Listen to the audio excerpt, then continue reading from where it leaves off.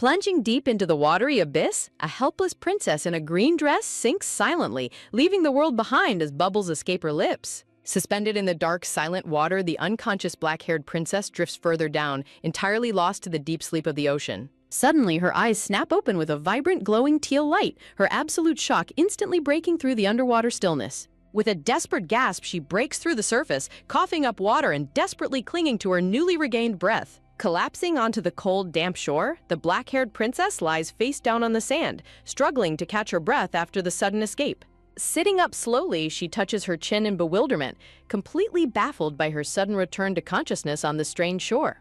Looking out at the radiant pink sunset, she realizes she is standing at the edge of the mystical river that leads straight to the afterlife. A dark, eerie red pool of water marks the ominous currents of the Sanzu River, the legendary borderland of the dead. Sighing in utter disbelief, the black-haired princess realizes she has somehow managed to die yet again. The ripples on the river's surface gently settle, signaling another transition between life and the ethereal realm. As she sits alone on the riverbank, a voice suddenly echoes from the distance, calling out to her royal title. A small, crying yellow phoenix bird flies frantically toward her, desperate to locate its lost mistress, who gently calls out in return. The crying bird rushes forward to verify if its precious mistress is completely unharmed after her sudden plunge. In a flash of magical light, a beautiful blonde girl wearing a green and yellow dress appears, floating gracefully in the air. Gently touching down amidst blooming red camellias, the blonde girl is revealed as Anchi, the princess's devoted phoenix lady-in-waiting and bodyguard.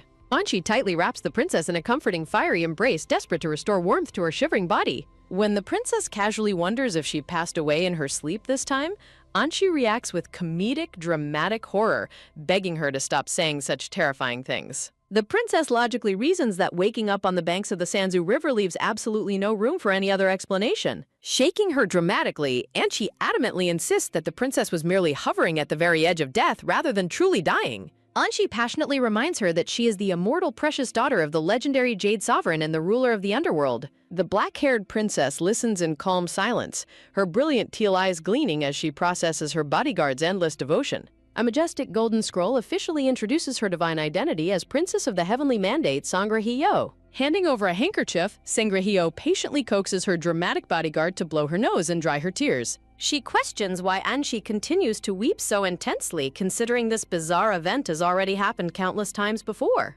Sniffling loudly, Anchi explains that the sheer frequency of these near-death experiences is precisely why she cannot stop crying. She then reveals that she was not the only one completely devastated by the princess's latest close call. Sangrahiyo's eyes widen in genuine shock at the revelation that her mother cried over her as well. While her father's emotional outbursts are common, she knows it is incredibly rare for her stoic mother to show such vulnerability. She visualizes her regal mother, the supreme deity of the heavens, wondering why a goddess so accustomed to these events would suddenly break down.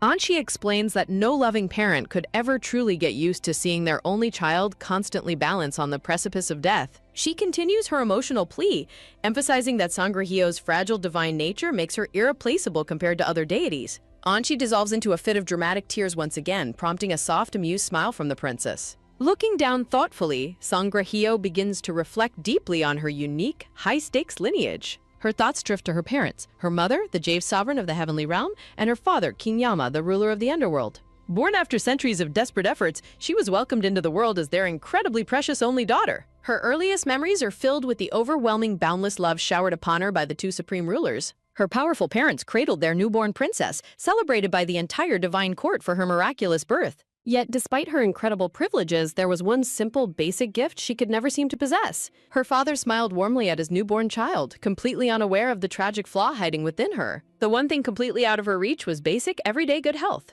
Talk about a killer punchline! As a mere baby, Sangrahiyo literally died of laughter during her very first life. Having inherited the full weight of both parents' immense divine power, her fragile infant body simply could not withstand the crushing force of such energy. That severe mismatch is exactly how she became a constant recurring visitor to the shores of the Sanzu River. Fortunately, every single time her soul drifted here, her powerful father personally descended into the underworld to retrieve her. But constantly defying death is like flipping a coin and demanding it land on heads every single time. Eventually, the laws of fate dictate that the coin must land on tails. Looking up at the shifting sky, Sangrahiyo realizes with growing dread that her father takes longer and longer to rescue her with each passing death. Closing her eyes peacefully, she accepts her fragile existence, having already lived a wonderfully pampered life for over 2 centuries. Her only real sorrow is the immense, crushing grief her inevitable passing will leave behind for her devoted parents. Staring down at her weak, trembling hands, she laments that her fragile body prevents her from ever living independently to spare them from pain. A sudden rhythmic chanting echoes across the misty river as the black-haired princess spots a boat packed tightly with departing souls. Standing on the riverbank, the princess and her blonde bodyguard note how exceptionally crowded the ferries to the afterlife are today. Intrigued by the massive crowd, the black-haired princess points toward a specific figure, asking her bodyguard to look closer. Across the shore stands a young, silver-haired girl in a pale hanbok, looking incredibly fragile and out of place among the dead. The black-haired princess explains that she only looks small because of her sleeping sickness, recognizing that the silver-haired girl is actually much younger than her. Watching from a distance, the blonde bodyguard guesses the child is barely 9 in human years, wondering why the princess is so interested. Suddenly, a menacing reaper in black robes points aggressively at the silver-haired child, commanding her to take her lifeline and return to the living. The reaper explains that since she still has lingering life, holding onto her lifeline will naturally pull her back to her body. Trembling with fear, the silver-haired girl desperately refuses the reaper's command, terrified of returning to the living world. Clasping her hands together in despair, the young girl tearfully begs to remain in the underworld. Wincing in distress, the girl explains that she is doomed to die again shortly anyway, a heartbreaking confession that instantly shocks the black-haired princess. Dismissing her tears, the stern reaper strictly tells her to come back only when she dies properly, ignoring her protest that dying is far too painful. Losing his patience, the reaper accidentally drops his heavy spear onto the dirt bank, cursing his miserable luck. Scratching his head in pure irritation, the reaper aggressively demands why he got stuck with such a troublesome child, prompting her to whimper an apology. In a terrifying escalation, the annoyed reaper cold-bloodedly threatens to end her remaining life right then and there. The young girl gasps in absolute horror, staring up at the terrifying dark figure in sheer disbelief. Preparing his hands, the ruthless reaper contemplates snapping her glowing blue lifeline with a few physical blows. Watching the horrific scene unfold from the riverbank, the black-haired princess's eyes burn with furious indignation at the reaper's madness. Overcome with rage, the princess abruptly stands up, catching her blonde bodyguard completely off guard. Marching straight toward the corrupt official, the princess demands to know what he thinks he is doing to the innocent child. The reaper glares back in annoyance, deeply irritated by another apparent soul interfering with his official duties. Staring him down with majestic authority, the princess proudly prepares to reveal her divine heritage.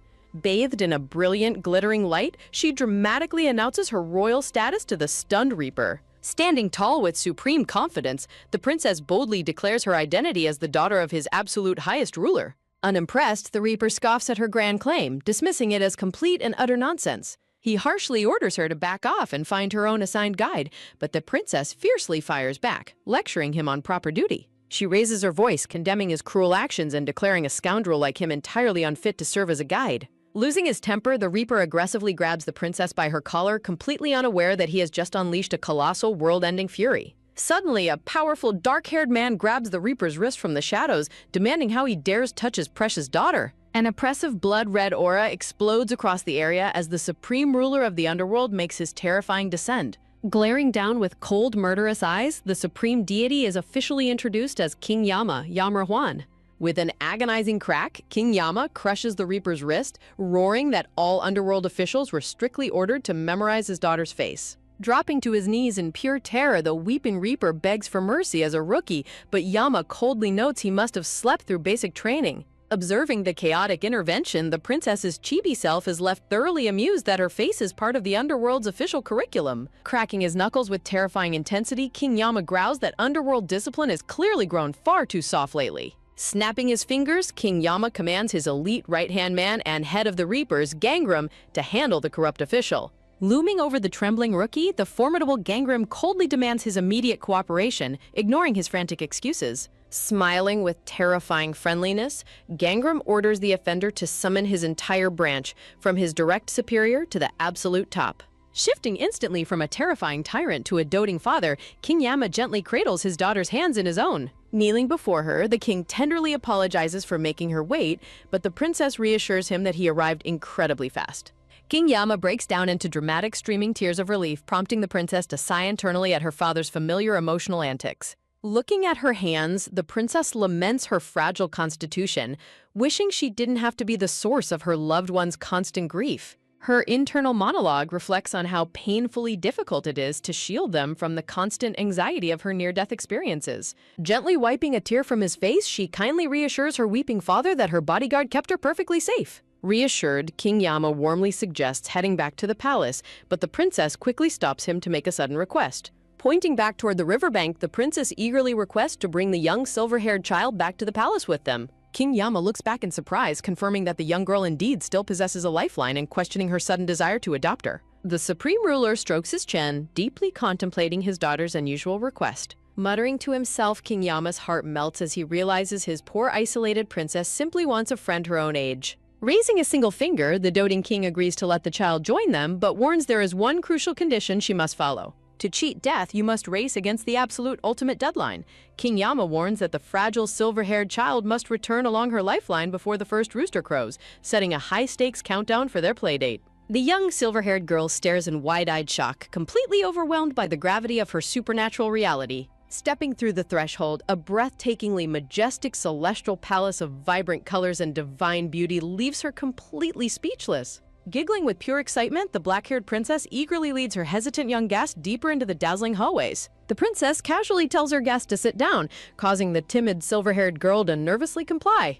The silver-haired girl marvels at the massive size of her surroundings, prompting the princess to explain that her parents built this massive sanctuary specifically to protect her fragile health. Though her divine parents rule over entirely different realms, they abandon their own thrones to make this sanctuary their true warm family home.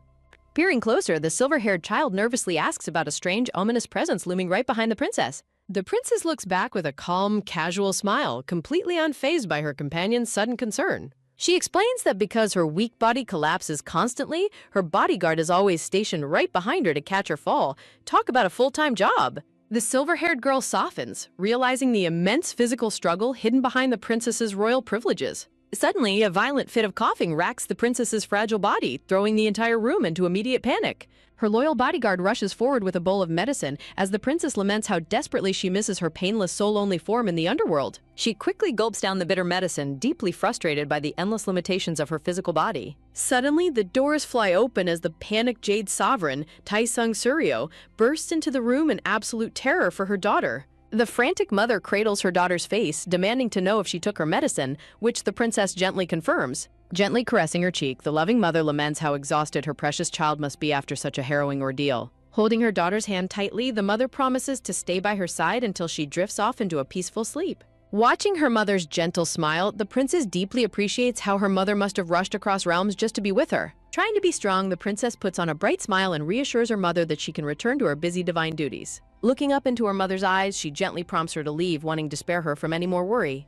Instead, her devoted mother pulls her into a tight, warm embrace, insisting that she is never too busy for her only child. But the princess silently knows this is a lie, fully aware that the Jade Sovereign is 3 times busier than anyone else in existence. It is a heavy, recurring pattern of love and sacrifice that defines her fragile life. Whenever she falls ill, her powerful parents completely lose their composure, taking all the blame upon themselves in utter despair. Seeing the supreme rulers of the heavens and the underworld weep in absolute helplessness is a heartbreaking burden she bears daily. Sitting quietly on her cushion, the young silver-haired girl witnesses this overwhelming display of family devotion. She lowers her gaze, her expression turning deeply somber as she reflects on her own tragic path. Noticing the quiet guest, the Jade Sovereign finally turns her attention to the unfamiliar child sitting in the room. The Sovereign politely requests her bodyguard to take the young girl outside so she can speak to her daughter in private. Once they are alone, the princess reveals that she brought this child back from the underworld, shocking her mother. The princess initially claims she just wanted a companion to play with before sending her back to the living world. But deep down, a far more profound hidden motive drives her sudden actions.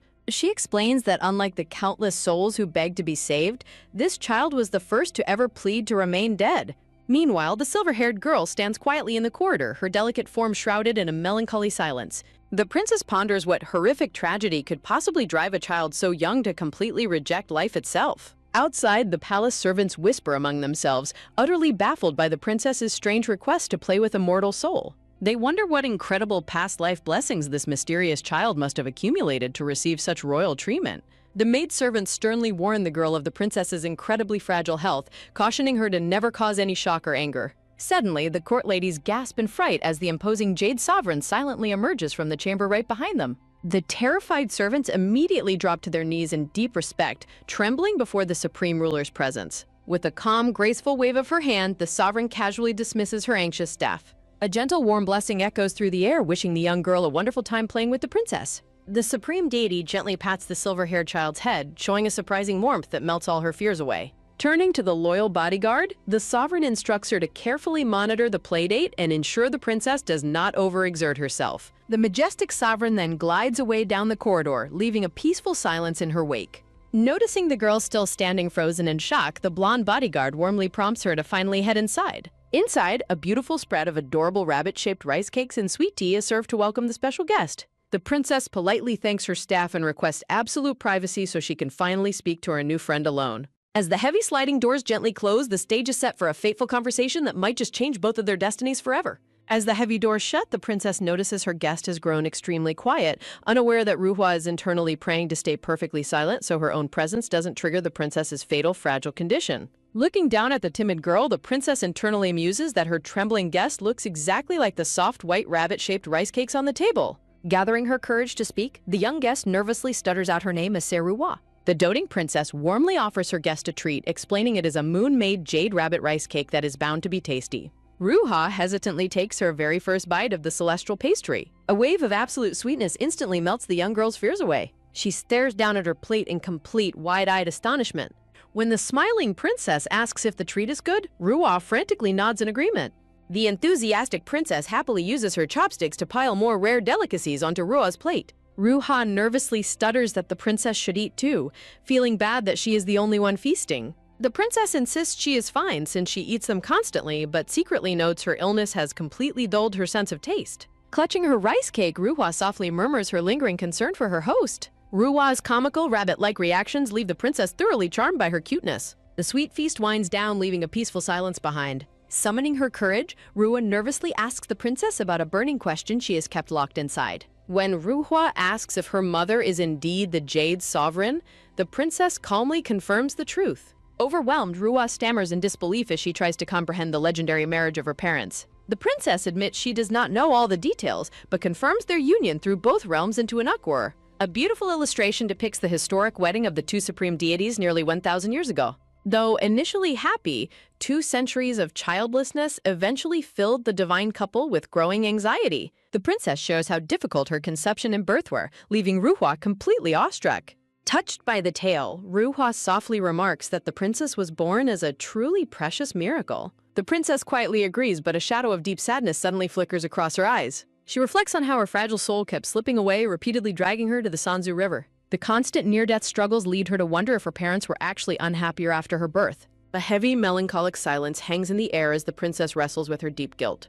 Shaking off her sadness, the princess apologizes for being gloomy, but Ruhwa frantically reassures her. Hesitating, Ruhwa begins to quiet down as she prepares to confess a tragic secret of her own. The princess tilts her head, waiting patiently for her friend to finish her sudden confession. Sensing a hidden pain, the princess silently observes her guest's somber expression. She realizes she can sense Ruhwa's deep tragedy, even without using the legendary karma mirror. To lift the heavy mood, the princess suggests a walk in the garden, which Ruhwa happily accepts. They step out into a breathtaking courtyard brimming with rare mystical beasts. The princess explains her parents built this stunning miniature world specifically because she cannot leave the palace. Ruhwa spots a baby white tiger, a baby vermilion bird, and a black tortoise gasping in pure shock. The princess warmly invites her to pet the animals, reassuring her that they are incredibly sweet and gentle. The tiny white tiger happily purrs under Ruhwa's soft gentle touch. Cuddling the cub, Ruhwa breaks into overwhelmed tears of joy, catching the princess by surprise. Together, the two friends share a heartwarming moment of pure joyful connection.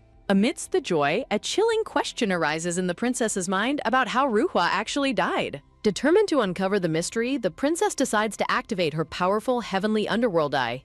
Her eyes ignite with a vibrant cyan glow, channeling her rare inherited double deity bloodline. Peering closely, she successfully projects Ruhwa's glowing spiritual lifeline, reading the runic thread of destiny. The glowing numbers reveal her friend's current age alongside her heavenly decreed lifetime. The reading confirms that if left entirely alone, Ruhwa was destined to live well past 100. However, her glowing vision shifts to show terrifying, looming warnings far worse than death itself. A horrific vision of Ruhwa weeping over a tragic loss flashes before her. The spiritual energy warns that Ruhwa is deeply entangled with wicked, unnatural entities. The grim revelation states that even if she returns to life, she will die before even turning 10. Staring at Ruhwa's beaming face, the horrified princess is left with a crushing burden. How can she possibly alter this dark, incoming tragedy? Determined to break a cycle of absolute tragedy, the princess vows to shield this fragile soul at any cost. She proudly claims her divine status makes any looming supernatural threats completely trivial.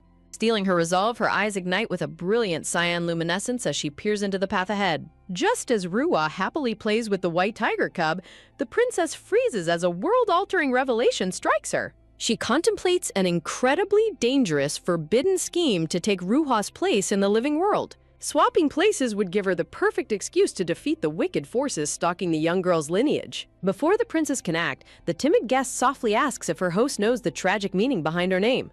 She reveals her name translates to tearflower, leaving the princess deeply saddened by such a sorrowful title. Tearfully, the little girl explains that the name was a parting gift from her beloved mother. Overwhelmed by grief, Ruhwa struggles to find her words, but the princess warmly comforts her. Knowing she must act, the princess decides to bypass the tears and seek the answers directly. She raises the legendary karma mirror to peer directly into the dark history of Ruhwa's family. The mirror exposes a brutal invasion where a tyrannical emperor forced a proud tribal chieftain's daughter into submission.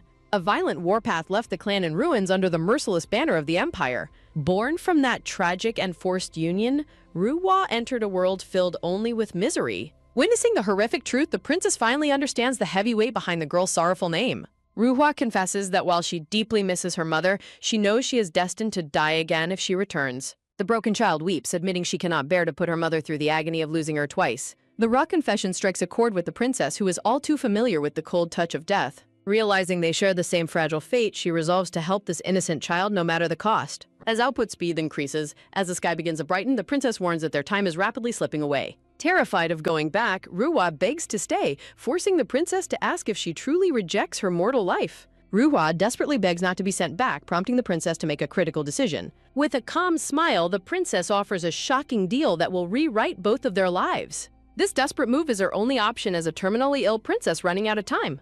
The sheer audacity of the princess's plan leaves Ruhwa absolutely speechless. Ruhwa stammers in disbelief, questioning if the princess truly intends to take over her mortal lifespan. The princess confirms the bargain, promising to grant Ruhwa a place among the eternal deities in exchange. She explains that registering her name will allow Ruhwa to live safely in the heavens and eventually become a fairy maiden. This divine promotion would even grant Ruhwa the power to visit her beloved mother whenever she wishes. Though overjoyed, Ruhwa hesitates, deeply worried that the princess will inherit all her deadly mortal troubles. The princess confidently dismisses the danger, assuring her that earthly threats are child's play for a deity. She explains that her divine body will enter a deep, protective slumber back in the heavens. Stripped of her overwhelming power, her mortal soul can finally experience a peaceful, normal life. She views this swap as a perfect vacation, while giving her doting parents a chance to prepare for her eventual farewell. With everything laid bare, the princess extends her hand, asking if she accepts the contract. Without a second thought, the desperate girl eagerly accepts the golden opportunity. The princess quickly pens farewell letters to her parents and loyal palace attendants to cover her tracks. She notes that everyone will assume she is merely sleeping off her usual exhaustion, keeping their secret safe. With the documents ready, the princess asks what name she wants to carry into her new immortal life. She cautions that keeping her mortal name would hinder her spiritual growth and link her to dangerous karma.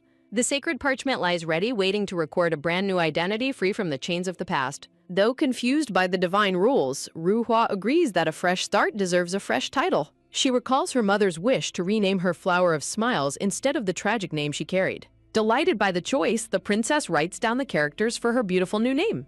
Invoking her royal authority, the princess officially decrees the magical transition to the gods above. Golden magic erupts from the scroll as the sacred contract binds their fates together. With her forehead glowing with divine marks, Ruhwa is officially reborn as the immortal child Sowa. As the ritual concludes, the princess assures her that the celestial staff will guide her next steps. Instantly, the newly minted immortal gasps as her mind clears and her speech becomes flawlessly fluid. A soul-binding swap is finalized, but the terrifying reality of a mortal transition is just beginning. Terrified, the silver-haired girl warns that her lifeline is fading as morning approaches. The princess explains the transition is severing her human ties, requiring her immediate departure. Astounded by the sudden departure, the young girl watches the princess prepare to ascend. Stopping mid-spin, the princess remembers one final crucial detail she almost forgot. Gripping her hands warmly, the princess urges her to grow into a magnificent fairy. She reveals a magical method using dawn water to stay in constant contact. The princess fiercely promises to punish anyone who dares to bully her friend. Emotional and overwhelmed, the silver-haired girl listens to the princess's final encouraging words. Tearfully, she expresses immense gratitude, wishing the princess joy in her new mortal life. With absolute confidence, the princess vows to make her new human life extraordinary. A radiant, genuine smile graces her face as she bids her final farewell. She ascends into the glowing heavens, officially initiating the great cosmic soul swap. Left behind in the celestial palace, the newly immortal girl watches in awe. As her consciousness begins to fade, a quiet whisper echoes through the void.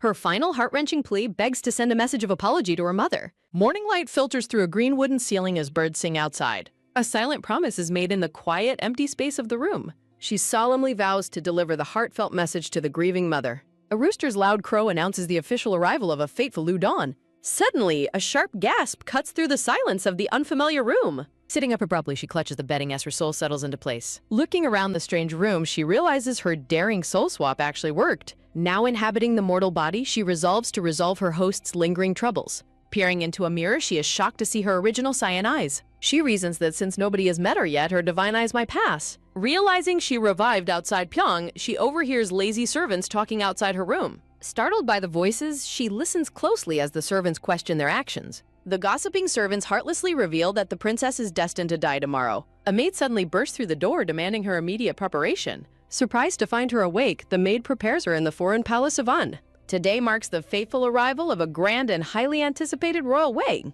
The sacred union between the young princess and the crown prince is scheduled today. Dark rumors swirl about the crown prince, branding him a terrifying cursed monster. The kingdom sought a convenient excuse to permanently eliminate their problematic crown prince. They desperately needed a crime heinous enough to justify his public execution. To solve their own problem, they targeted Pyong's shunned mixed-blood imperial princess. Aligning their dark interests, the two devious nations engineered a tragic political marriage. Their horrific plan was to force the cursed prince to murder the bride. This would give them the perfect excuse to publicly execute the unwanted prince. However, an unexpected killing curse struck her dead before the wedding could occur. This shocking turn of events points to a second hidden mastermind playing games. She is disgusted by how many factions are targeting an innocent 9-year-old child. Stealing her resolve during her bath, she vows to survive and claim vengeance. The insolent maids loudly mock her worn-out clothing, completely unaware of her true identity. They gossip relentlessly about her lack of a dowry or personal attendance. The servants mockingly praise her frugality, laughing at her seemingly pathetic state. She realizes the servants mock her because they know she is meant to die. She reflects silently on the pathetic human tendency to mock those facing tragedy. Keeping her composure, she prepares to show these foolish mortals the power of a deity. After trading her divinity for a mortal life, the newly reborn princess wakes up feeling entirely refreshed. Looking back on her pampered celestial past, she is stunned by how carelessly she is now being handled. A rude maid smugly claims they arranged a cheap wedding to suit her supposedly simple tastes. The princess gasps in disbelief upon seeing a threadbare, incredibly shabby ceremonial robe. As the princess questions the pathetic garment, the smug maid dismisses her concerns. The insolent maids loudly mock her frugality while confiscating all her valuable wedding accessories. While they carelessly dress her in oversized garments, she decides to ignore their disrespect for now. The maid aggressively jerks the dress tight, causing the young girl to cry out in pain. The servant laughs off her cruelty, falsely claiming the tight bind is for her own benefit. The princess groans in agony while the dismissive maid quickly finishes dressing her. Enraged by the physical abuse, the princess silently vows to punish their insolence. She refuses to tolerate any more pain from mere mortals after enduring centuries of celestial illness. She fiercely commands the abusive servants to release her immediately. Standing tall, she sternly orders the shocked maids to step away from him. The princess coldly demands that they all get out so she can finish preparing alone. The maids attempt to protest, warning her that she will run out of time. She cuts them off sharply, declaring she does not need their help. Turning around, she issues one final bone-chilling warning to step back. The maid Jamyang freezes in absolute horror under her piercing, terrifying gaze. As the other maids watch in confusion, the princess unleashes her terrifying divine aura. Unable to withstand the immense pressure, Jamyang collapses to the ground screaming. Her panicked companion tries to help as Jamyang desperately begs for mercy. The princess coldly tells them to leave her presence at once. Terrified and sobbing, the maids apologize profusely as they scramble out the door. She turns her intense gaze to the remaining servants, asking if they intend to stay. Fearing her wrath, the remaining maids quickly flee and slam the door behind them. Outside, the trembling servants anxiously whisper about the bizarre and suffocating pressure they felt. The arrogant head maid dismisses their fears, unaware of the princess's true identity.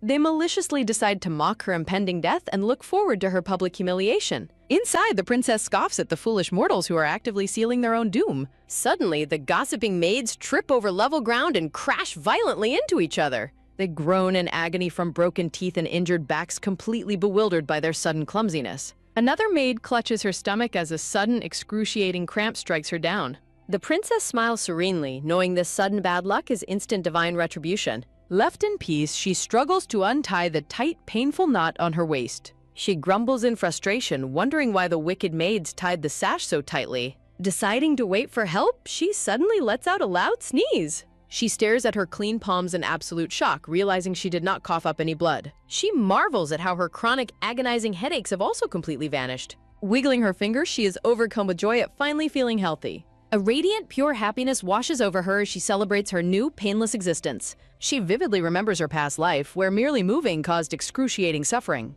Overjoyed by her physical freedom, she ecstatically rolls around the floor in celebration. Her happy moment is cut short when she suddenly bumps into a pair of boots. She looks up to find her loyal blonde attendant, Anchi, staring in disbelief. Anchi gasps in shock while the embarrassed princess freezes in place. An awkward, hilarious silence fills the room as both girls stare at each other. Scrambling to salvage her royal dignity, the princess quickly clears her throat. Sitting up properly, she welcomes Anchi, who questions if she is even human. Anchi admits she never expected to see her fragile princess acting so energetic. A sudden voice interrupts the silence, catching the blonde attendant Anchi completely off guard as the princess reacts with cool indifference. Hysteria takes over as Anchi comically lunges forward, desperately shaking the princess's shoulders to emphasize the gravity of the situation. A wave of pure panic washes over her as Anchi waves a runaway letter, expressing her absolute horror at the princess's reckless escape. Anchi rants dramatically about a divine soul being stuck in a mortal body dressed in such a pathetic, oversized sack of a garment. The princess casually asks if her parents discovered her disappearance,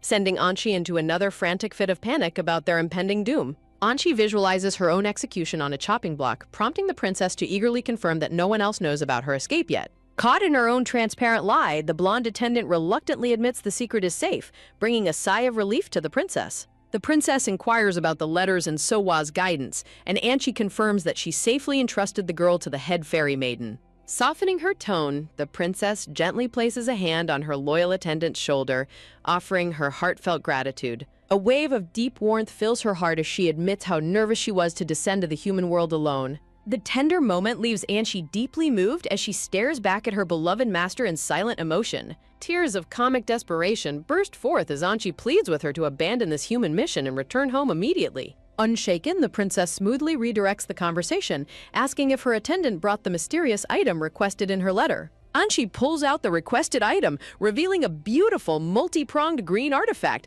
known as the legendary 8-bead bell. The ancient divine relic, once a gift from her parents to aid her physical weakness, holds a power far greater than anyone suspects. Clutching the sacred green artifact, the princess smiles defiantly, refusing to face the trials of the mortal world empty-handed. With a simple tap of her finger, a brilliant spark of celestial energy ignites from one of the green beads. A massive glowing fissure of green and golden light tears open in the center of the room, leaving Anchi utterly speechless. The divine bell acts as a direct dimensional doorway, linking the owner to whatever destination they desire. The glowing portal connects directly to her personal treasury in Sengra Palace, revealing a mountain of glittering celestial riches. The princess struggles to haul a massive, heavily embroidered red bundle out of the portal, asking a bewildered Anchi for assistance. Anchi questions the sudden need for her legendary red vermilion bird robe, only for the princess to announce her bold intention to wear it. Standing with her arms wide open, the princess orders her attendant to help her strip off the uncomfortable, tight wedding clothes. Settling onto the floor, she commands Anchi to braid her silver hair beautifully as she prepares to claim her true royal status. The princess commands her to retrieve her most exquisite golden ornaments and flower crowns directly from the open portal. The jaw-dropping transformation is finally complete, revealing the reborn princess looking like an absolute goddess in her magnificent red bridal gown. Flaunting her breathtaking new appearance, she playfully asks for her attendant's opinion as Anchi squeals in absolute adoration. Anchi gushes over her celestial beauty, and the princess confidently declares it is time to make her grand exit. Taking a resolute step forward, her beautifully embroidered red shoe marks the beginning of her dramatic march. Striding majestically down the palace corridor, the princess is flanked by her loyal attendant holding her elegant bridal train. When Anchi asks where they are heading, the princess casually reveals that their destination is the wedding hall. Anchi questions who could possibly be marrying today, and the princess drops a bombshell by declaring it is her and the human crown prince. Anchi freezes in absolute comical disbelief, her mind completely short-circuiting at the outrageous revelation. Stuttering in pure panic, Anchi begs to know if she heard correctly, but the princess offers her a calm, unwavering confirmation. Anchi frantically warns that the supreme deities of the heavenly realm will brutally destroy the crown prince if they find out. The princess comfortingly pats her trembling attendant's shoulder, assuring her that she has absolutely no intention of actually marrying him. Confidently declaring she has a flawless plan, the scene shifts to the bustling outdoor wedding courtyard prepared for the ceremony. Excitement ripples through the crowd of palace staff and onlookers as the mysterious bride finally makes her entrance. Gasps of wonder echo as the guests lay eyes on her incredibly luxurious, heavily embroidered red gown, whispering about its immense value. Her unmatched grace leaves the gossiping crowd completely captivated, proving that true imperial royalty can never be hidden. The princess observes the embarrassingly shabby wedding setup, noting that they even rush straight to the final shared cup wine rite.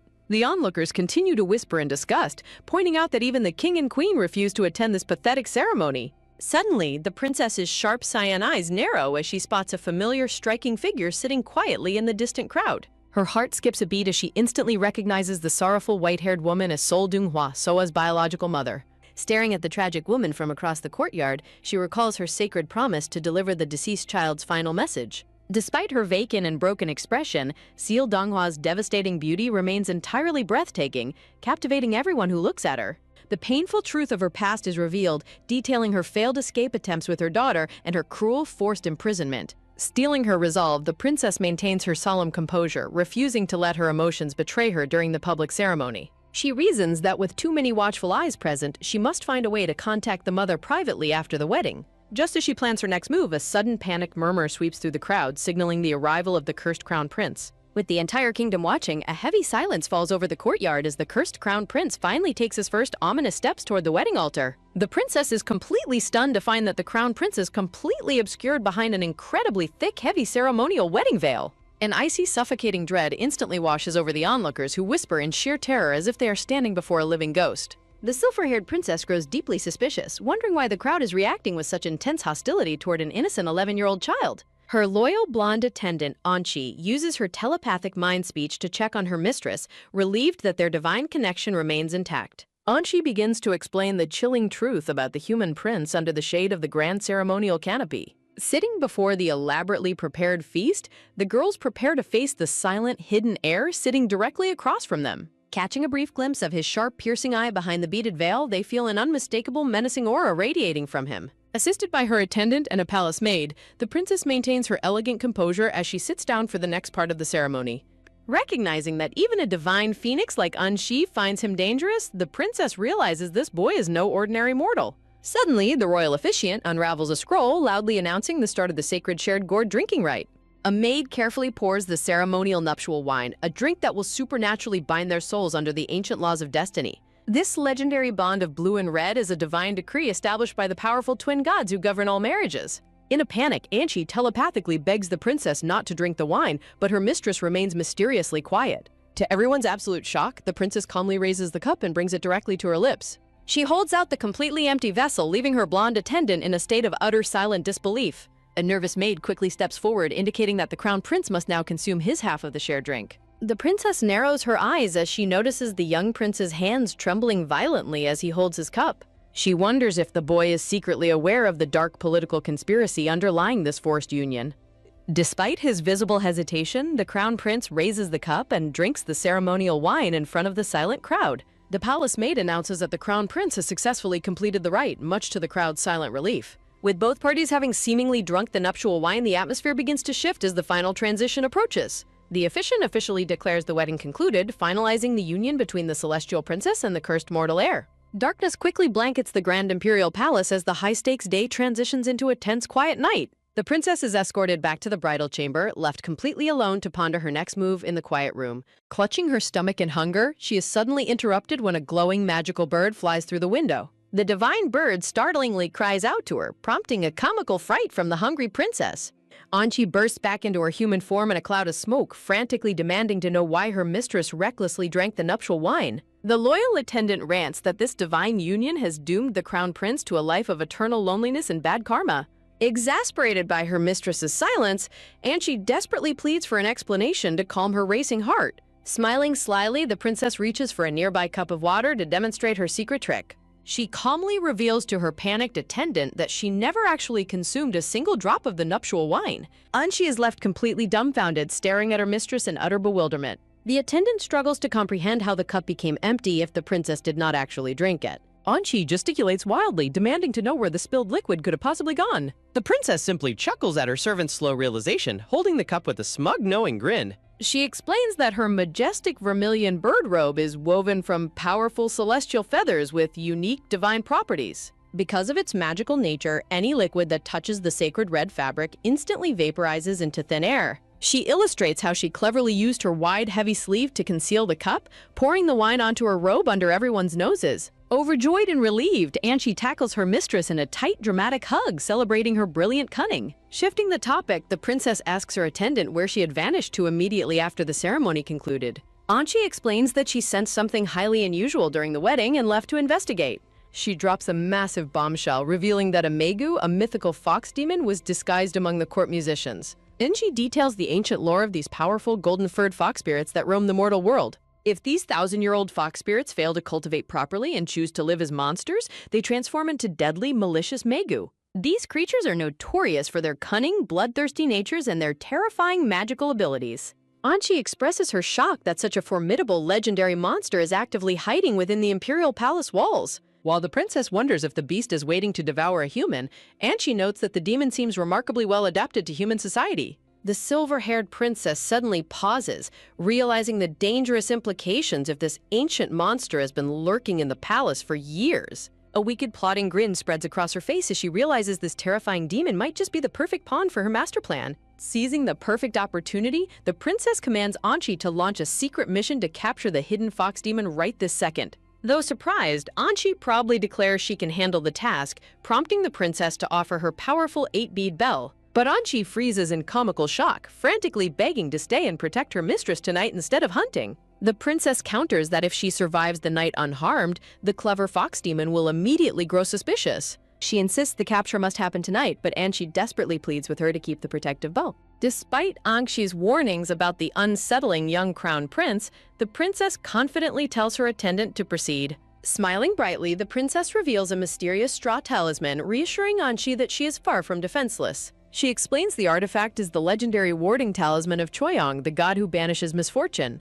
Gifted personally by the god himself, this divine item will absorb any lethal curse meant for her. Knowing the absolute power of Choyong's creation, Anchi finally begins to relent despite her lingering worries. With a sudden puff of smoke, Anchi transforms into her phoenix bird form and takes off. Watching her loyal companion disappear into the night sky, the princess is left entirely alone. She turns her attention to the floor, noticing the incredibly sparse sleeping arrangements prepared for them. Realizing there is only a single blanket, she scoffs at the absurd setup for a royal wedding. A dark realization hits her. The palace staff only prepared one blanket because they expect her to die tonight. Crouching in the corner, she feels deep sorrow for the original Sowa who would have faced this terror alone. Fuming at the cruelty of the human court, she comically rants that the underworld is overflowing for a reason. Her quiet frustration is suddenly interrupted by a heavy, ominous sound echoing from the corridor outside. Cautiously peeking through the sliding door, she notes that the outer gate has just been sealed shut. Through the screen, she spots the silhouette of the young crown prince walking alone under the stars. She grows deeply suspicious as she notices the unnatural darkness clinging heavily to his figure. Despite the blazing torches lining the path, a suffocating black aura follows the prince's every step. The young boy continues his steady, silent march forward, his face completely devoid of emotion. To her absolute shock, the blazing fire in the basket instantly extinguishes as the boy walks past. The tension reaches a boiling point as a pale hand slides the bridal chamber door open. The princess scrambles backward in alarm as she realizes the cursed air has officially entered the room. As the door closes, a thick wave of dark energy begins to spill into the chamber. She observes the terrifying phenomenon in real time as the room's lights fade and black mist rises. She realizes this dark force remains completely harmless during the day, only unleashing its power after sunset.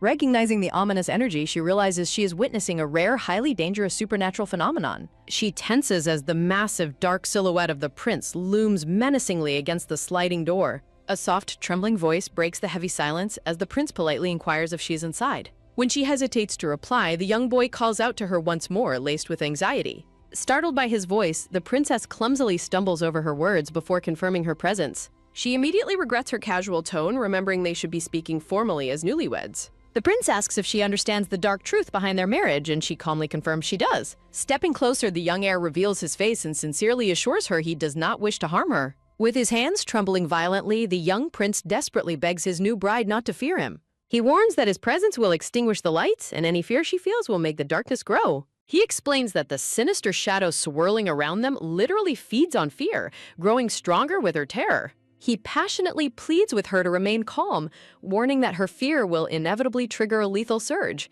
Looking at the swirling dark energy, the princess confirms her dark suspicions about the power within him. She gazes at him with deep empathy, realizing his bizarre curse is just as unprecedented as her own. Reaching her hand out toward him, she silently pities the young prince for his immense lonely suffering. Bracing herself, the princess takes a resolute step forward, refusing to back down from the prince. The prince gasps in sheer shock, utterly stunned that she isn't cowering away from his curse. Suddenly, the remaining candle is snuffed out, plunging the entire chamber into absolute suffocating darkness. Enveloped in the pitch-black void, she finally experiences the true, chilling depth of the Crown Prince's power. The menacing black shadow tendrils coil around her body, searching for a terror that simply does not exist. With a casual gesture, the unfazed celestial princess notes that while a mortal would have suffocated, she is entirely unharmed. Determined to face the curse head-on, the silver-haired princess gropes around the pitch-black room to locate her terrified new husband.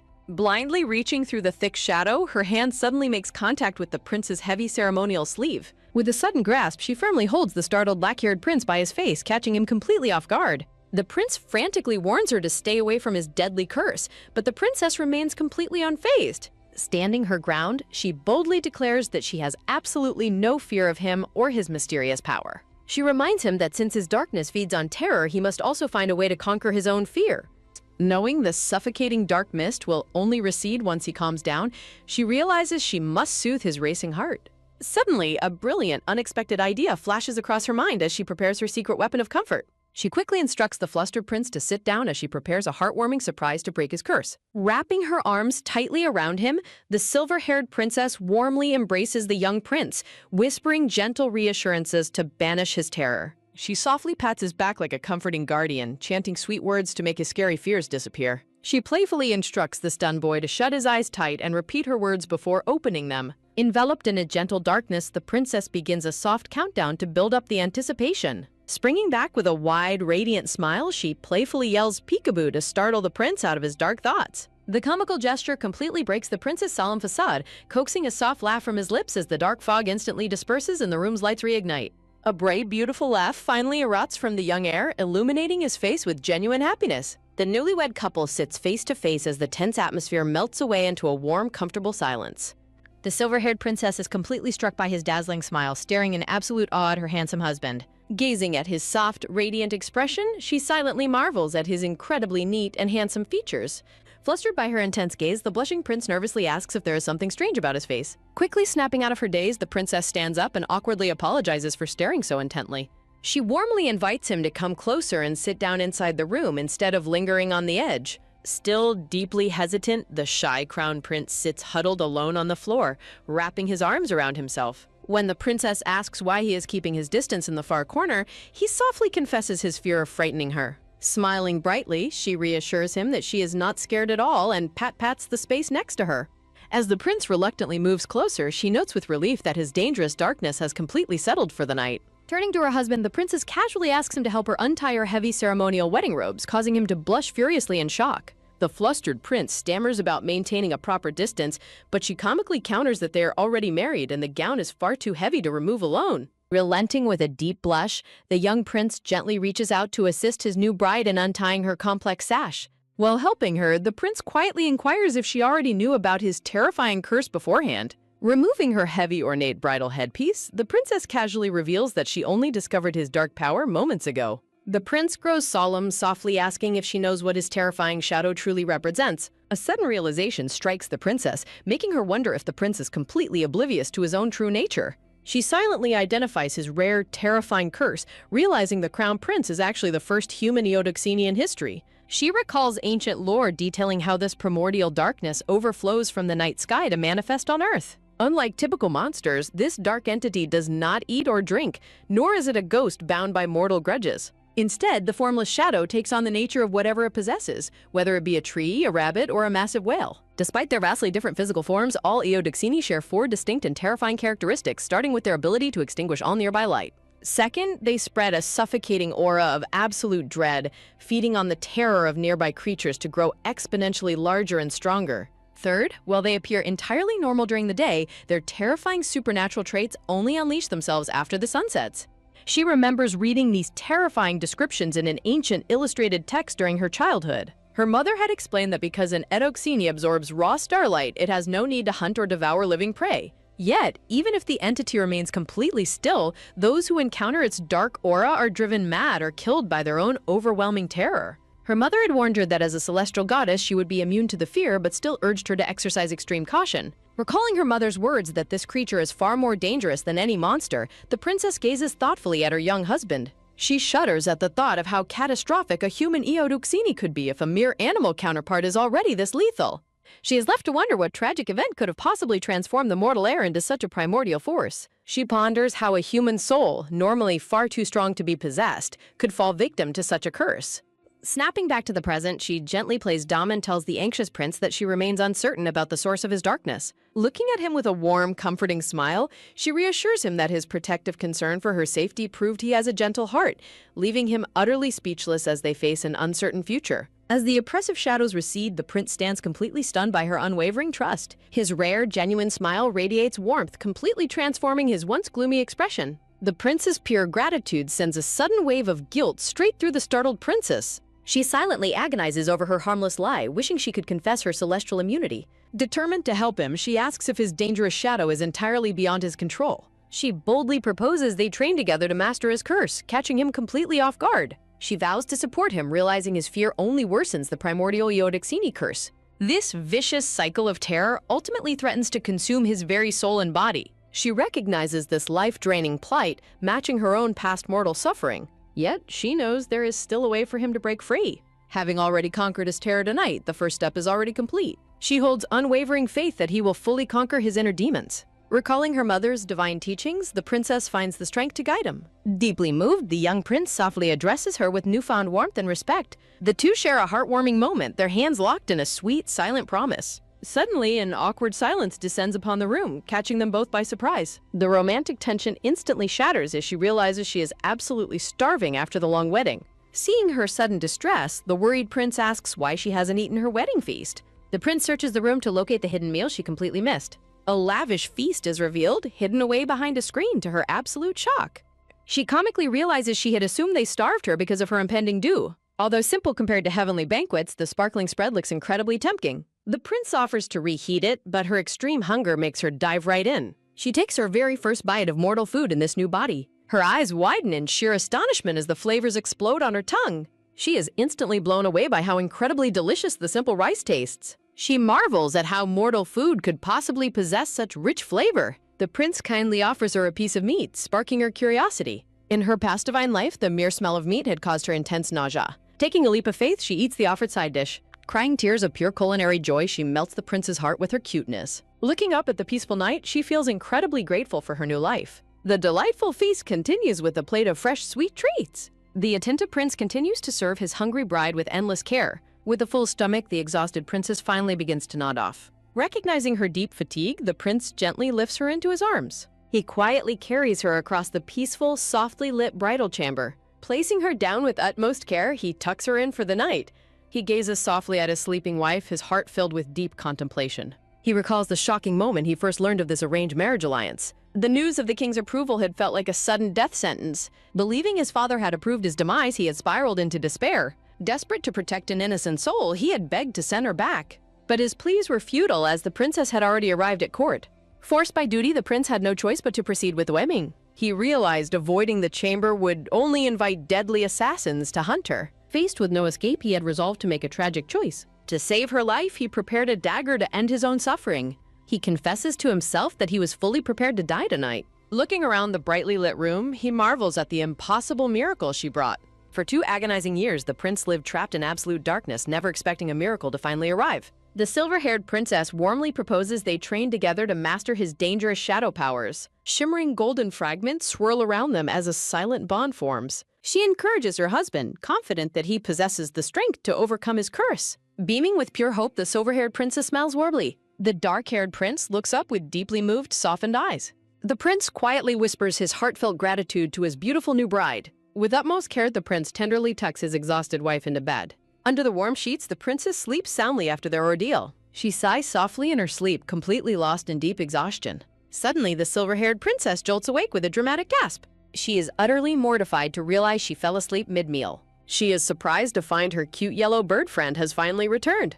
The bird explains its long delay was due to hunting the escaped white fox monster. Looking over, she spots her dark-haired husband sleeping on the floor. The handsome prince rests peacefully, undisturbed by the bright morning light.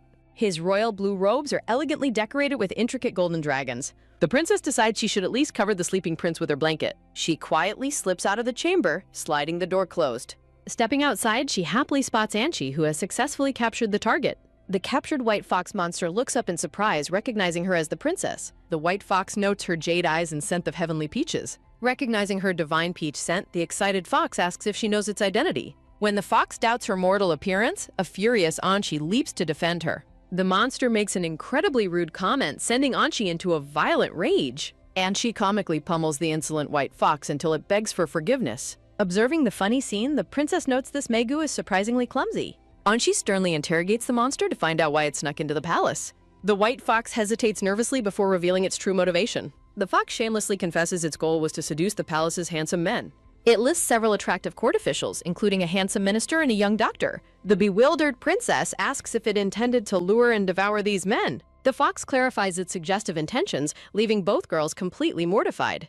She sternly warns that harmful monsters are subject to immediate extermination. The princess offers a deal, promising the spare its life for crucial information. The white fox reveals it is successfully hid inside the palace for 5 years. She asks if the fox knew about the crown prince's true identity beforehand. The princess is startled to hear the fox was present the day he turned. Desperate for the truth, she demands to know what happened that day. The fox recalls the grand celebration held for the queen's birthday banquet. The young prince left a banquet hall to gather flowers for his mother. The boy unsuspectingly wandered deep into the dark woods of the palace. The young heir ran eagerly into the pitch-black forest alone. The fox reveals the young boy had already transformed upon his return. A terrifying shadow had completely enveloped half of the boy's face. The tragic secret behind his primordial curse remains shrouded in mystery. The princess is deeply unsettled to learn his transformation occurred before his return. The white fox confirms it only witnessed the aftermath, not the actual transformation. The young prince returned to present his mother with the beautiful floral bouquet. But his arrival instantly plunged the entire banquet hall into absolute chaos,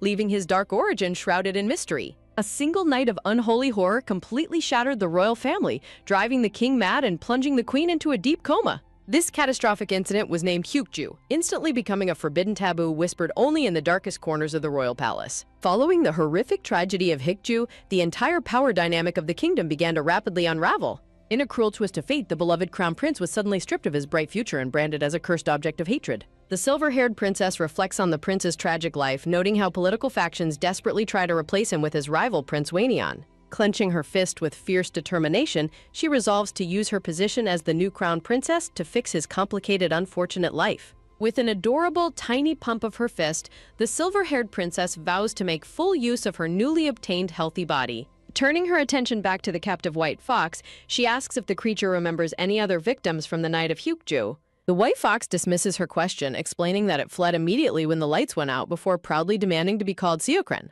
The silver-haired princess commands Seokron to investigate who suffered from the curse 2 years ago and if any other victims exist. She extends her royal orders, instructing the white fox to uncover who secretly desires to keep the cursed crown prince alive. She realizes the prince's enemies wanted a public execution, meaning they had no reason to send a silent killing curse the night before. She logically deduces that the true culprit must be hiding in plain sight among the crown prince's own close inner circle. Amusingly, Seokran starts counting on its paws, processing the sheer number of potential victims harmed by the crown prince's darkness. Seokran promises to dig up the truth, but demands a 2-month deadline, which instantly shocks the princess into rejecting the long wait. When Seokran protests that a 2-week limit is impossible, the silver-haired princess ruthlessly tells the fox to find a reliable companion. And she cracks her knuckles with a terrifying smile, prompting the panicked fox to quickly volunteer its secret-keeping younger sibling for the job. Terrified for its life, the clumsy white fox makes a dramatic, desperate leap to escape the terrifying duo. The white fox bounds over the palace wall, desperately promising to return with results in exactly 2 weeks. With the mission successfully deployed, the silver-haired princess turns to Anchi and suggests they finally return to the bridal chamber. As they walk back, the princess shares her next step, declaring her intent to fully restore the crown prince's royal standing. She strategically notes that her own authority as the crown princess is directly tied to her cursed husband's political power. Anchi looks on with a skeptical expression, realizing her mistress is genuinely planning to do something incredibly generous for the mortal prince. Anchi grumbles under her breath, sliding the chamber door open while questioning why her divine mistress had to get involved with a mere human. The two girls step inside and find the prince fast asleep, prompting Anchi's annoyance while the princess softly defends his exhaustion. The handsome prince rests peacefully, completely unaware of the political storm his new wife is preparing to fight for him. Deciding to let him rest, the princess instructs her lady-in-waiting to help her wash before she officially pays her royal respects. Outside the bridal chamber, the morning sun illuminates a group of anxious court maids and eunuchs gathered in the courtyard. The nervous servants bicker amongst themselves, desperately trying to force one another to enter the chamber and check for a corpse. The heavy doors suddenly slide open with a loud thud, causing the terrified servants to scream in absolute horror at what they see. The silver-haired princess stands before them, alive and well, completely baffling the gossip-hungry servants who expected her death. She quickly notices their cleaning supplies, realizing they arrived fully prepared to carry away her lifeless body in a straw mat. An awkward silence falls over the courtyard as the servants stand frozen, holding their water jars and straw mats in sheer embarrassment. The silver-haired princess instantly recognizes a familiar face among the crowd, suspecting this is the same maid who ran away crying yesterday. She identifies the relieved girl as Jamyang, noting that the young court maid seems genuinely relieved to see her alive. She steps forward, casually asking the stunned servants if they arrived early to assist with her official morning royal greeting. Caught red-handed, a senior court lady quickly bows an apology, nervously pretending that they indeed came to assist her. The princess logically concludes that exposing their dark conspiracy right now will do nothing to help her secure power. She smoothly lies that her lady-in-waiting already helped her get ready, prompting a nervous servant to ask about the sleeping prince. She commands them not to wake the exhausted prince, confidently stating she is perfectly capable of paying her royal respects alone. She coolly corrects the servant's address, declaring that she is no longer a mere lady to be spoken to so casually. She demands to know if they still call the crown princess my lady after a royal wedding, forcing the terrified servants to apologize. As the court lady bows to arrange a palanquin, the princess is deeply impressed by her quick wits and adaptability. Curious about her new ally, the princess asks her name, to which she introduces herself as Kim Soo-kyung of the washing quarters. The princess muses that because Kim Soo-kyung was trusted to clean up a corpse, she must be incredibly tight-lipped and reliable. She asks if there is a senior court lady appointed to her quarters, only to learn the position remains completely vacant. To Kim Soo-kyung's absolute shock, the silver-haired princess immediately selects her to fill the prestigious vacant position. Deeply honored, Kim Soo-kyung bows gracefully, promising to inform the chief senior court lady of the princess's royal request. The princess points directly at Jamyang, demanding that the kind-hearted court maid also be transferred to her personal palace. As she is led away, the princess knows that to secure their future, she must surround herself with trustworthy, good-hearted allies. The silver-haired princess is escorted to the queen's palace, though she silently wonders why they aren't going to the inner palace instead. As her palanquin makes its way through the courtyards, she ponders the king's devotion, knowing he must be by his comatose wife's side. The palanquin comes to a halt, and her loyal attendants announce they have officially arrived. Stepping out, the silver-haired princess is gently assisted by her faithful companions, bracing herself for what lies ahead. Entering the grand chamber, she sees a room filled with kneeling courtmates and eunuchs, with the king himself sitting beside the comatose queen. A sudden, suffocating pressure fills the air as the king sits with his back turned, radiating a dark and heavy aura. Glaring back over his shoulder, the king's fierce amber eyes lock onto the intruder with deadly intent. An oppressive voice zooms through the silence, demanding to know who dared to let her inside. A thick, dark energy swirls through the room, making the atmosphere incredibly tense and foreboding. Unfazed by the terrifying display, the silver-haired princess stands her ground while the king demands her immediate departure. The king slurs his words heavily as he commands her to leave, a detail she immediately notices with deep curiosity. She marvels at the human king's incredible willpower, noting that even immortals would have succumbed to such madness by now. Realizing she must get closer to the comatose queen to wake her, she notes the king is too defensive to let her see her face. Knowing the queen's soul is trapped in the Sanzu River, she prepares to use her expertise to wake her and decides to speak up directly. Breaking the heavy silence, the silver-haired princess boldly asks if the queen remains asleep due to the crown prince's curse. Her shocking words send a wave of absolute disbelief and panic throughout the entire chamber. A whirlwind of fury erupts as the king snaps his head around, demanding to know what she just said. Unsteady on his feet, the king angrily sways and states he explicitly forbade anyone from ever mentioning that forbidden curse. As the king marches forward aggressively, the senior court lady tries to shield the princess, but the brave girl tells her to step aside. Raising her voice with supreme confidence, the silver-haired princess declares she has the power to wake the comatose queen. Enraged by her claims, the king grabs her and screams in disbelief, demanding how she could possibly succeed where everyone else failed. A panicked eunuch rushes to hold the furious king back, pleading for the young princess's life, but the king aggressively commands him to let go. The king suddenly freezes in utter shock when the princess mentions she can wake the queen using the legendary Seal Clan's ability. Looking him straight in the eyes, she confidently reveals that she carries the rare blood of the Seal Clan. Dropping to his knees, the stunned king stares up at her, asking in disbelief if she truly understands the Seal Clan's powers. She confirms she does, explaining they are a legendary northern people known to possess mystical and extraordinary abilities. She reflects on the history of the conquered Seal Clan, realizing their feared reputation makes them the perfect cover story for her divine powers. She reasons that using this cover story is highly logical, as the clan's rumored abilities align perfectly with her secret plans. The king mutters to himself in absolute awe, grasping onto this newfound sliver of hope.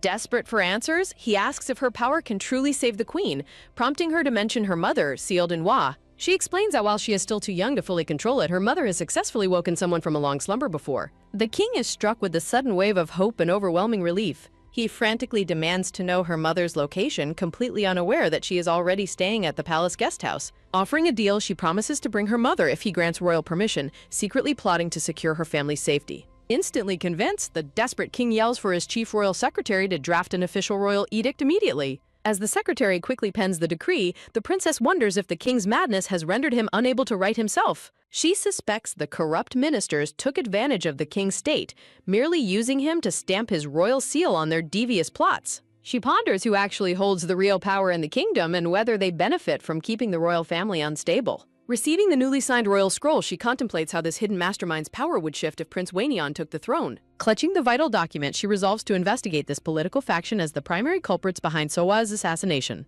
Ready to depart, the silver-haired princess suggests they head to the guest house, unaware of a shadowy figure watching from above. Perched silently upon the tiled palace roof, 3 masked assassins look down, keeping their eyes locked on the princess. Meanwhile, back in the quiet bridal chamber, the young crown prince begins to stir from his deep sleep. Sitting up groggily, he rubs his eyes and wonders how he managed to fall asleep so suddenly. But as he turns his gaze to the empty bed beside him, a sudden shockwave of panic hits him. Bursting out of the chamber doors, his frantic cries startle the nearby maids, who drop their basins in absolute terror. He demands to know where his bride has gone, sending the cowering servants into a trembling panic. A servant nervously reveals that the crown princess has left to pay her official morning respects. Gripping the doorframe in complete disbelief, he realizes with a racing heart that she didn't die after all. Collapsing against the wall, the young prince covers his face and sighs with overwhelming relief, overjoyed that he didn't kill her. Rising from his deep slumber, the startled prince demands to know why his servants failed to wake him sooner. The trembling maids explain his bride ordered them to let him rest, leaving him completely stunned. Still trying to process the shocking news, the prince watches silently as his terrified servants scramble out of the chamber. Glancing out toward the courtyard, he looks up at the bright morning sky in absolute disbelief. For the first time in his tormented life, the prince marvels at how peacefully and deeply he slept without his dark curse taking control. He tightly clenches his fist as the lingering warmth of the quiet night leaves him deep in thought. Realizing his monstrous curse remains a lethal threat, he resolves to distance himself from his new bride to keep her safe. The prince stands tall in his royal robes, braced for the dangerous path ahead. Throwing open the heavy wooden doors, the frantic prince runs out to summon his head eunuch. Meanwhile, a royal palanquin travels down a winding dirt path surrounded by lush forest greenery. The unsuspecting palanquin bearers march forward, completely unaware of the deadly trap awaiting them. Inside the carriage, the silver-haired princess exhales a sigh of relief, glad the desperate king accepted her terms. Clutching the heavy red and gold scroll tightly, she prepares to use the royal decree to her full advantage. Despite securing the vital document, she silently worries how she will explain her new identity to her host's mother. She reflects on the tragic truth that the real daughter has already perished, replaced by an entirely different soul. Suddenly, a violent impact jolts the carriage, sending the young princess crashing against the wooden walls in pain. Peeking outside in confusion, she demands to know what happened as chaos erupts in the forest. A deadly arrow pierces through the carriage wall, narrowly missing her head. Outside, the blonde-haired warrior Anchi frantically warns her to stay hidden inside the carriage. 3 masked assassins clad in dark robes draw their swords, ambushing the royal carriage. Anchi stands her ground protectively, shouting that they are under an organized assassin attack. The princess marvels at the absolute audacity of assassins breaching palace grounds in broad daylight. Severe thods and agonizing screams echo through the carriage walls as the princess rubs her bruised forehead. Sliding the door open with a blood-splattered face, a cheerful Anchi proudly announces the threat is over. Anchi boasts of her victory but instantly shrieks in absolute horror when she notices the princess is bleeding. Panicking, the loyal warrior immediately offers to heal her wound using her special mystical song. A soothing warmth washes over the area, purifying the wound with ancient mystical energy. Anchi proudly announces the physical injury has healed, promising another treatment tomorrow. Examining the gruesome scene, the princess notes that the attackers targeted the carriage bearers first. She steps down into the bloodied forest clearing, realizing a normal ambush wouldn't have bypassed Anchi's senses. Looking closely at a fallen arrow, she notices the unmistakable dark mist of forbidden sorcery. She grimly suspects the very same mastermind who targeted her before is behind this coordinated attack. To her companion's confusion, the princess drops to her knees to offer a solemn prayer for the dead. She admits feeling responsible for their deaths, though Anchi fiercely argues that the blame lies solely with the killers. Visualizing their souls in the afterlife, she hopes her prayers will grant them safe passage. Her companion softly sighs, deeply touched by the young ruler's immense mercy and kindness. A gentle luminescent light surrounds the princess as she silently offers her divine respects to the fallen servants. Placing her hand firmly against the soil, she prepares to invoke her unique powers. Standing up with absolute resolve, the princess decides it is time to find the true culprit. She channels her spiritual energy, forcing a glowing blue lifeline to appear on a dead assassin's arm. The glowing name of the deceased assassin echoes through the spiritual plane. Channeling her soul-summoning technique, she forces the assassin's ethereal spirit to materialize. The newly summoned soul slowly blinks open its glowing blue eyes in utter confusion. Realizing he has been pulled back from the dead, the panicked spirit screams in absolute disbelief. Anchi aggressively pins the shouting ghost to the ground while the princess reflects on her effortless soul summoning. Deciding not to waste words on a mere pawn, she prepares her karma mirror to extract his final memories. A flaming mirror conjures a past memory showing the assassin receiving orders from a high-ranking palace eunuch. The mirror reveals the face of the conniving eunuch who coordinated the deadly ambush. Suddenly, a suffocating chill fills the air, prompting the terrified princess to scream for Anchi to hide immediately. Dark clouds swirl as 3 terrifying Grim Reapers loom over them, ready to claim what belongs to the afterlife. A sudden, suffocating wave of dark purple energy begins to swirl violently across the forest landscape. Heavy vertical lines rain down as an intense, breathless tension grips the entire area. The masked Reapers express absolute shock, questioning why they have been summoned so incredibly fast after a mortal's death. Crouching low in the thick bushes, the silver-haired princess quietly questions why the Reapers arrived with such terrifying speed. The resting Reapers loudly complain about their heavy workload, grumbling that their entire branch is being harshly disciplined because of a rogue member. The princess suddenly realizes the Reapers are suffering consequences because of the rogue spirit she personally stopped before. Flinching in surprise, she watches as a Reaper suddenly notices the deceased assassin's soul standing upright. The suspicious Reapers discuss the highly unusual event, wondering if a powerful shaman performed a secret ritual. A dominant Reaper holding a red scroll aggressively orders the others to stop wasting time and immediately drag the soul away. Swirling into a massive dark vortex, the Reapers vanish into thin air to escort the dead to the underworld. Dropping heavily onto the grassy ground, Anchi exhales a massive sigh of relief at their narrow escape. The princess warns her companion to hide much faster next time, but a downcast Anchi responds with deep sadness. Anchi passionately declares that she would rather they get caught than watch her princess endure such brutal hardships. Standing up in pure outrage, the blonde warrior lists the horrifying assassin attacks and physical injuries the princess has suffered. The young princess remains silent, deeply moved by the overwhelming protectiveness of her loyal warrior companion. She is suddenly visited by a warm, golden-hued memory of holding hands with her companion in absolute peace. She reflects on her painful past, remembering how her original body was so weak she could barely feel a heartbeat. She smiles with pure gratitude, realizing she hasn't collapsed or fallen ill even once since taking over this healthy body. She fondly recalls the simple joys of enjoying a delicious meal and sleeping peacefully through the night without any pain. She marvels at how a body that once struggled to walk can now run with absolute freedom. Leaping forward with a beaming smile, she runs joyfully through the bright green grass as Anchi watches in awe. She confidently decides that having a healthy, functioning body is worth any trial the human world throws at her. Feeling truly alive, she embraces the boundless freedom of her newly acquired physical strength. She cherishes the ability to perform countless simple tasks she had once completely given up on. Watching her run so freely, Anchi is struck with an overwhelming wave of tearful emotion. Incapable of holding back her feelings, the loyal warrior cries out in pure emotional relief. Charging forward, Anchi wraps the princess in a tight, sobbing hug, apologizing for her foolish doubts. The loyal companion fiercely vows to assist her with everything she has, earning a sweet, grateful smile from the princess. Arriving back at the Grand Palace gate, the princess focuses her sights on securing her mother's immediate release. A stern official clad in dark purple robes coldly questions why the newly married crowned princess has returned. Standing tall, the silver-haired princess firmly demands to see her mother, Seal Duwa. She presents the official royal edict, commanding immediate access since even a larger kingdom cannot ignore a king's sealed decree. Left with no other choice, the reluctant official begrudgingly orders the heavy sliding doors to be opened. Stepping inside, the princess is formally announced as she enters the grand guesthouse chambers. The official glares at her with a sharp warning, advising her not to attempt any foolish escape plans. She acknowledges his threat with a knowing, highly confident smile, secretly plotting her next move. Walking past him with absolute determination, she focuses solely on securing her mother's freedom rather than running away herself. The princess whispers to Anchi to use her wind powers to ensure no sound from their meeting leaks outside. Utilizing her divine phoenix nature, Anchi effortlessly manipulates the wind currents to seal the chamber's sound. While grateful for the privacy, the princess silently worries if her mother will accept the shocking truth she must deliver. Sliding open the screen door, she reveals a graceful, silver-haired woman sitting quietly inside the beautiful room. Sensing someone's presence, the quiet woman turns with a look of soft curiosity. Recognizing her daughter, the stunned mother instantly gasps her name in absolute disbelief.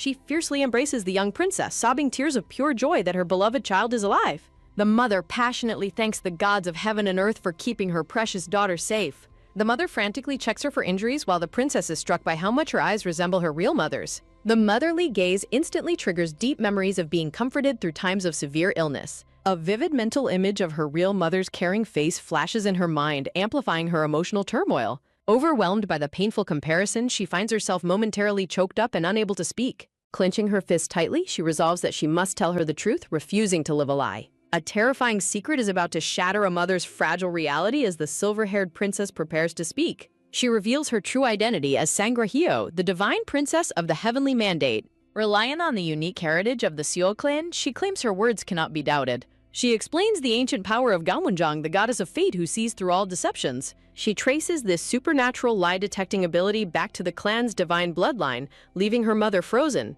Overwhelmed by the cosmic revelation, the devastated mother collapses to her knees. Silence fills the room as the princess nervously awaits her mother's reaction. To ease her pain, the princess explains she met her daughter by the Sanzu Weaver. She reveals her daughter took a new name to sever her earthly attachments.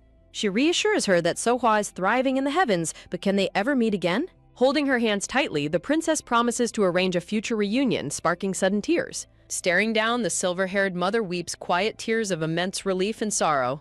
The princess continues to offer comfort, but she senses a dark underlying danger. Looking closely, the princess is horrified to find no will to live in her mother's eyes. She realizes the lost daughter was the mother's entire universe, driving her to despair. Fearing the mother might follow her daughter to the grave, she realizes she must act now. To spark a fire in her soul, the princess fiercely vows to take absolute revenge. She promises to hunt down and punish every single culprit, prompting a chilling shift. The mother's lips tremble as a dark, vengeful desire finally begins to awaken. In a desperate, shaking whisper, she begs for a specific tyrant's absolute demise. Coldly pointing toward the target, she demands the death of the emperor. She recounts how the ruthless tyrant slaughtered her family and destroyed her homeland. She pleads for the death of the heavily guarded ruler, setting a deadly plan in motion. With a chilling smile, the princess confidently accepts the task of execution. She proudly asserts her divine authority over both life and death. She visualizes her true celestial power, preparing to unleash an unstoppable destiny. She boasts she could summon lightning or rewrite his lifespan, but she offers a different choice. She asks if a more human, agonizing vengeance would be more satisfying. She proposes using a slow, agonizing poison to force the tyrant to face his sins. When the mother eagerly offers to risk her life, the princess fiercely commands her to survive. She details a flawless celestial poison that will seamlessly mimic a natural heart attack. She promises to secure her escape, but the mother wonders how she can possibly repay this. Smiling warmly, the princess states the healthy body she received is payment enough. The mother remains confused, questioning why she would go so far for a settled deal. The princess reveals her daughter's final, heart-wrenching apology was meant entirely for her mother. This revelation of her child's enduring love deeply touches the weeping mother. She explains that securing her mother's happiness is the final step to her daughter's ascension. Staring at her, the mother finally realizes the incredible depth of the princess's kindness. Bowing deeply in profound gratitude, she is quickly urged to use a simpler royal title. Rising, the mother curiously questions why the princess truly chose a mortal life. A bittersweet smile plays on the princess's lips as she prepares to share her own secret. She confesses her original divine body was so weak she constantly faced death. She describes how her parents constantly revived her, but the cycle was rapidly failing. Desperate to experience true health just once, she seized this mortal opportunity. Presenting a sacred scroll, she reveals there is one crucial task she needs completed. She commands her mother to take full credit for waking the comatose queen. She dismisses human achievements, focusing solely on securing her mother's safety. Under the warm glow of the lantern, she prepares to deliver her final instruction. She reveals she will teach her the ultimate secret of returning from the dead. Utterly stunned, the mother gasps in disbelief as an impossible future begins to unfold. A forbidden plot is born in the shadows as the silver-haired mother proposes a lethal method to poison the emperor. Dressed in her elegant light green robes, the young princess processes the terrifying weight of this plan. Outside the chambers, a loyal court lady paces anxiously, terrified of what the future holds for her mistress. The tense silence shatters when the silver-haired princess and her blonde warrior companion suddenly emerge from the gates. Overwhelmed with worry, Lady Kim rushes forward to check the princess for injuries following the recent assassin attack. Reassuring her loyal servant with a gentle smile, the silver-haired princess insists she emerge from the chaos completely unscathed. She silently recalls her celestial past, reflecting on a lifetime of constant divine attacks and overwhelming supernatural burdens. Even with the terrifying protection of her celestial parents, greedy monsters ruthlessly pursued her sacred divine soul. Laughing off the danger, the princess tries to ease her servant's lingering anxiety with a playful wave. Sensing her maid's deep pity, the young princess realizes her words of reassurance had the complete opposite effect. She acknowledges that the original owner of this body suffered a lifetime of tragic neglect, making the pity well-deserved. Changing the subject, she learns that Lady Kim has officially been assigned to serve directly in her private quarters. The court lady inquisitively questions how the assassins fell to their deaths, prompting the princess to suspect her warrior's wind magic. Flashing a bright, innocent smile, she craftily claims she simply hid inside her palanquin until the fighting stopped. Lady Kim accepts the weak excuse with a subtle look of knowing respect, choosing not to press any further. The princess silently appreciates her court lady's wisdom, realizing the clever servant has already deduced the blonde warrior's true power. She muses that a royal bodyguard with unusual traits is perfectly normal for a royal family harboring secret mystical ties. Stepping forward in her flower-embroidered shoes, the princess demands to know if the mastermind behind the attack has been found. Lady Kim reveals her secret connections within the state tribunal, promising to deliver immediate updates as the investigation unfolds. Marveling at her servant's impressive resourcefulness, the princess accepts an invitation to head back for a fresh meal. A beautiful arrangement of flowers sets a peaceful mood as Lady Kim reveals a specially prepared lunch awaits them. Delighted by the news of food, the hungry princess internally showers her highly capable court lady with absolute praise. The sun gleams over the majestic tiled roofs of the palace, signaling a temporary moment of absolute peace. Arriving at the Unyandang Pavilion, the princess takes a satisfied breath after enjoying a wonderfully delicious meal. Lounged relaxing on the floor, she playfully admits she would have descended to the mortal world much sooner for such food. Feeling incredibly full, she eagerly suggests taking a relaxing walk around the palace grounds to help her digest. Lady Kim quickly steps in to act as their guide through the notoriously confusing paths of the palace. Walking together along the stone path, the servant begins explaining the layout of the grand royal complex. A highly detailed parchment map outlines the majestic structural configuration of the Eastern Palace and its main halls. As they traverse the stone bridge, the princess is suddenly appalled by the chaotic, neglected state of the garden. Staring at the withered lotuses in the dirty pond, she questions why a crown prince's residence is left in such severe decay. The princess requests a cleanup, prompting Lady Kim to suggest organizing a large workforce of maids and eunuchs. Fearing they will be overwhelmed, the princess urges her to wait, but the class-conscious servant advises against worrying for subordinates. Standing her ground, the benevolent princess firmly reminds Lady Kim that these servants are her people to protect. Her compassionate words strike a powerful chord, leaving the class-conscious court lady utterly stunned by her mistress's profound kindness. The silver-haired princess silently wonders if royal customs down here are truly that different from her heavenly home. Shifting back to business, she instructs Lady Kim to organize the staff registry and assign proper duties. Eager to master her new domain, she inquires about the ancient books containing the court's strict regulations and sacred ceremonies. When the court lady warns that the texts are too tedious, the princess firmly demands she bring them anyway. Asserting her ultimate authority, the princess commands her to let her judge the heavy reading material for herself. With Lady Kim departing to gather the records, the princess eagerly turns her sights toward exploring the prince's bedchambers. Opening the sliding doors of Jamyeongdong, she is greeted by a shocking scene of absolute neglect and thick cobwebs. Realizing no one has cared for this place, she spots a large bamboo broom resting against a nearby wooden pillar. Much to her companion's absolute shock, the silver-haired princess happily grabs the broom to sweep away the thick cobwebs. The blonde warrior frantically begs her to stop, offering to clear the entire courtyard instantly with her wind magic. Declaring her victory over the dust, the princess beams with joy, discovering a bizarre sense of fun in simple physical labor. Bubbling with excitement, she playfully commands her blonde companion to lift her up high to reach the upper eaves. Sitting high on her companion's shoulders, she sweeps with wild enthusiasm until an unexpected voice suddenly breaks her focus. A handsome, black-haired man in elegant dark imperial robes stands frozen, staring at the bizarre cleaning crew in utter disbelief. Caught red-handed in her messy endeavor, the embarrassed princess frantically panics as the bewildered crown prince demands to know what she's doing. A sudden interrogation puts their secret alliance on thin ice as the crown prince questions if the blonde warrior is a trusted lady-in-waiting. Urgently warning her of grave dangers lurking in the shadows, he pleads with the princess to escape the palace tonight. Sensing a deeper conspiracy, the princess questions if his sudden warning is directly linked to the morning's assassin attack. The black-haired prince is deeply shaken, realizing vital information about the court's brutal investigation was kept entirely from him. Growing deeply suspicious of a hidden trap, the princess secretly presses him for details on his impossibly swift escape plan. When the prince mentions a helpful eunuch, a chilling memory of a treacherous servant from her visions instantly flashes before her. The prince highly praises his servant's unwavering loyalty, entirely unaware of the suspicious speed at which this plan was arranged. The princess cleverly points out the servant's suspicious silence, catching the prince completely off guard about the deadly assassination attempt. Despite her calm reassurances of her safety, the prince panics and frantically begs her to flee the palace immediately.